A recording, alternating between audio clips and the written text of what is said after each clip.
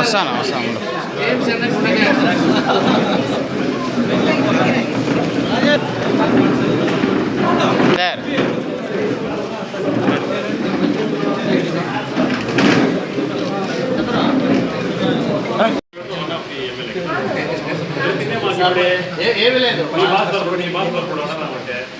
ఏమి లేదు అందరికీ ఇప్పుడు ఏమి లేదు దొరకమాట ఏం లేదు. ఈ రోజున మనకి రాష్ట్ర ప్రభుత్వం ఏర్పాటు స్వామి లైటింగ్ పెట్టా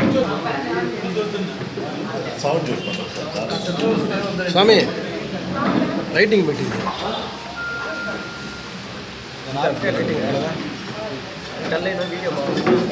లైట్ అన్నారు సూపర్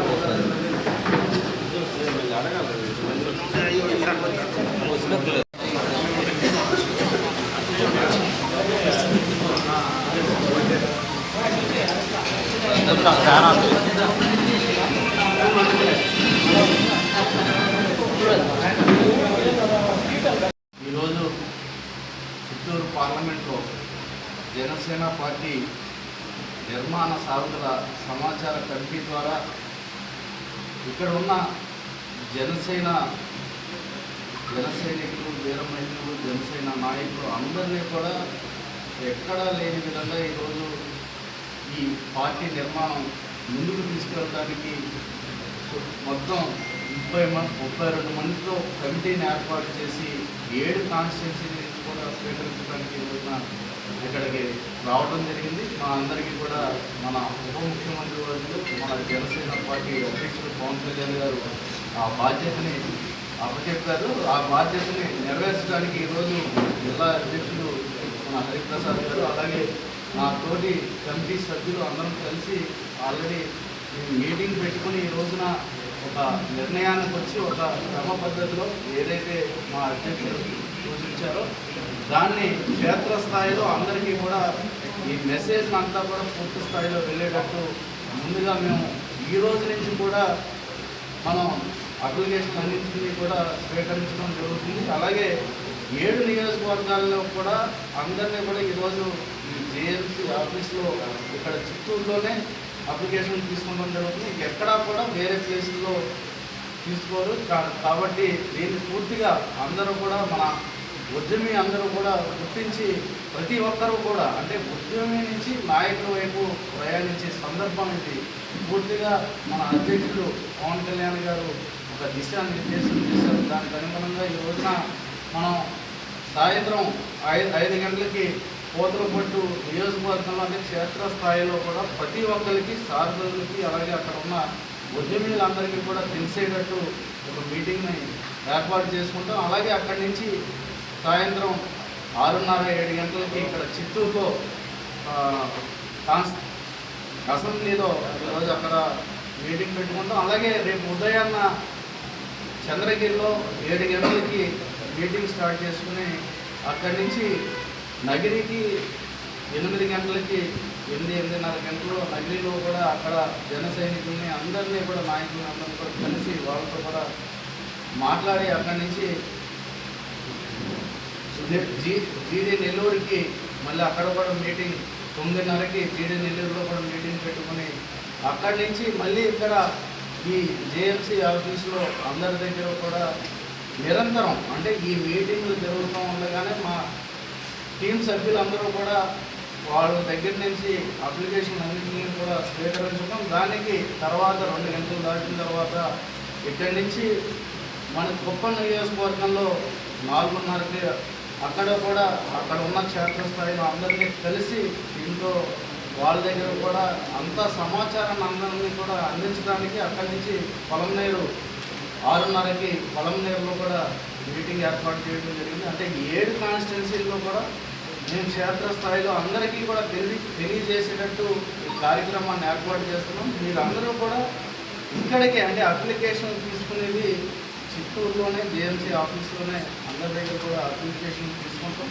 ఈ కార్యక్రమం 5 రోజులు జరుగుతుంది. 5 రోజులు కూడా అందరి దగ్గర కూడా అప్లికేషన్స్ పూర్తిగా అంటే మనకి పార్లమెంటు అలాగే నియోజకవర్గం మండలం గ్రామ స్థాయిలో ఎవరు ఇంట్రెస్ట్గా ఉంటే వాటిని ఒక ఒక ఫార్మేట్ ఉంది. ఆ ఫార్మేట్ ద్వారా అందరూ కూడా అప్లై చేసుకోవచ్చు. వాటిలన్నింటినీ కూడా ఆఫీస్లో ఇక్కడే అందిస్తాం. అందరికీ కూడా ఒక పాస్పోర్ట్ సైజ్ ఫోటోని వాళ్ళు కూడా తీసుకొచ్చి, అలాగే వాళ్ళ ఉద్యమి సభ్యత్వ నెంబర్ని కూడా దాని మీద చేయవలసి ఉంటుంది. అలాంటి ఏమన్నా లేకపోయినా సరే వాళ్ళ ఇక్కడ మా ఐటీ కోఆర్డినేటర్స్ అలాగే మా టీం సభ్యులు వీళ్ళందరూ కూడా రెడీగా ఉండి వాళ్ళకి కావాల్సిందంతా కూడా అంటే వాళ్ళ బయోడేటా అంతా కూడా క్లియర్గా తెచ్చుకొని వాళ్ళు చేసిన సేవ అలాగే ఏమన్నా పార్టీకి చేసిన కార్యక్రమాలు అన్నింటినీ కూడా పూర్తి స్థాయిలో వాళ్ళు తెలియజేసేటట్టు వాటిలన్నింటినీ కూడా తీసుకురావాలి. అంటే ఈ కార్యక్రమం మన దేశంలో పార్టీ నిర్మాణం అంటే మనం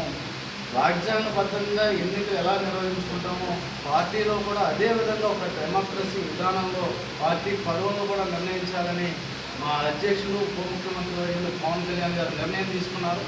ఆ నిర్ణయానికి అనుగుణంగా ఈరోజు మన చిత్తూరు పార్లమెంట్లో అందరి దగ్గర కూడా అంటే ఎక్కడా కూడా మతాలు కానీ కులాలు కానీ ఎవరి కూడా బలోపేతం చేయకుండా వేరే నాయకులు స్వయంగా ఎవరికి సంబంధం లేని వాళ్ళని అందరినీ కూడా ఎటువంటి దాన్ని ఆశించకుండా ఏ పదవుల్లో కూడా లేకుండా ఉన్న వాళ్ళందరినీ కూడా గుర్తించి ఈ రోజున కమిటీని ఏర్పాటు చేయడం, దాన్ని పరిశీలించడానికి నన్ను కూడా ఇక్కడికి పంపించి ప్రతి గ్రామంలో కూడా ఎవరైతే సాధకులు ఎంతో కష్టపడి వాళ్ళందరూ కూడా ఉద్యమిని అందరినీ కూడా జాయిన్ చేశారు. వాళ్ళందరితో కూడా ఒక ఉద్యమి నుంచి ఒక నాయకత్వం వైపు అంటే ఒక నాయకుడిగా తయారయ్యేటట్టు ఈ జనసేన పార్టీలోని సాధ్యం. వాళ్ళందరినీ కూడా అంటే ఆర్థికంగా ఎలా ఉన్నారు ఇవన్నీ కాదు, మన సేవాభావంతో ముందుకు రావాలి, సేవ చేసే వాళ్ళని అలాగే వాళ్ళకి పూర్తిగా అంటే ఈ రాష్ట్రాన్ని దేశాన్ని అభివృద్ధి పరంగా నడిపించే ఆలోచన ఉన్న వాళ్ళని కూడా కొత్త తరాన్ని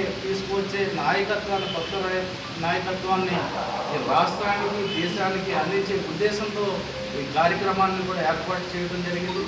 దానికి తగ్గట్టుగా మొత్తం మన జన సైనికులు వీర మహిళలు జనసేన నాయకులు అందరూ కూడా దీంట్లో పాల్గొని ఈ మంచి అవకాశాన్ని మీరందరూ కూడా వినియోగించుకోవాలని మనస్ఫూర్తిగా కోరుకుంటున్నాం. మనకి మీకందరికీ కూడా ఇక్కడ మన ప్రెసిడెంట్ గారి మీటింగ్ కూడా ఇక్కడ అందుబాటులో ఉంది. అందరం ఇక్కడ ఎప్పుడూ కూడా ఇంచుమించు 32 మంది కూడా అవైలబిలిటీలో ఉంటాం.